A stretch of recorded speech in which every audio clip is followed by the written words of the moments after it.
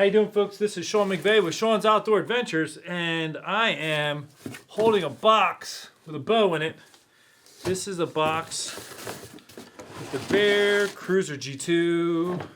I picked this up actually for one of my kids. So I have 4 kids, and they're all growing.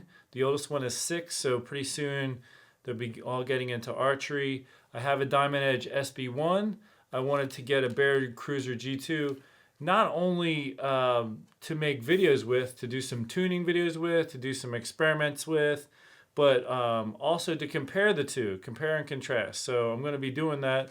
This is, as I said, the Bear Cruzer G2.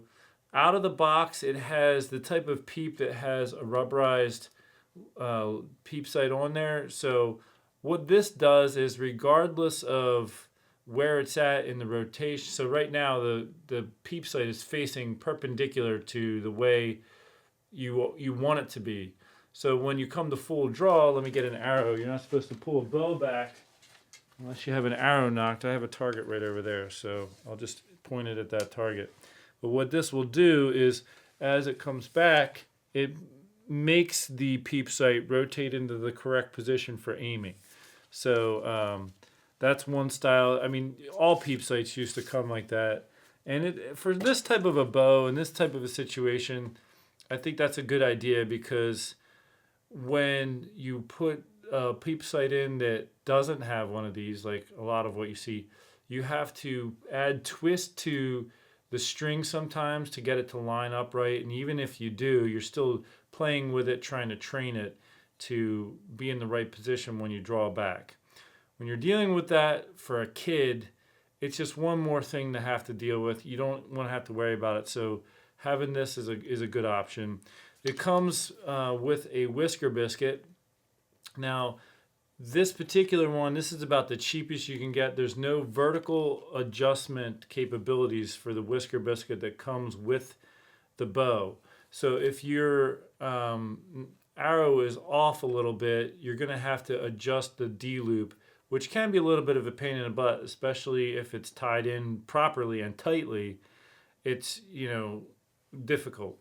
Now, this D-loop is very wide as far as what the knots are stretched far apart. Let me knock an arrow. So right now, this arrow is knocked, and you can see I can slide this arrow up and down.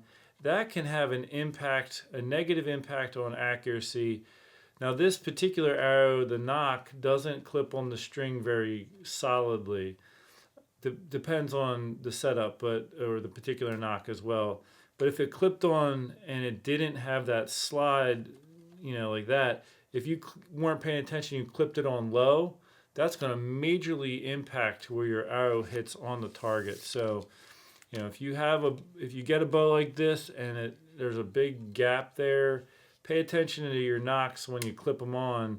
Some, they clip on tightly and don't move. And if you don't clip it on the same way every time, it's going to impact you. So this is a 4-pin sight. It does have a level in it, which is good. I haven't tested to see if that, is actually on. It does have a sight light in here, and it looks like there's a tab to prevent, I'm guessing, the batteries from being intact with the little thing, so that way it doesn't get turned on and wear your batteries out. So that's a good thing. This particular one came at, it's set at 26-inch draw and 70 pounds, it says here. And on the testing tag, it says 69.6 pounds. So that's pretty close. But 26-inch draw, I am not a 26-inch draw.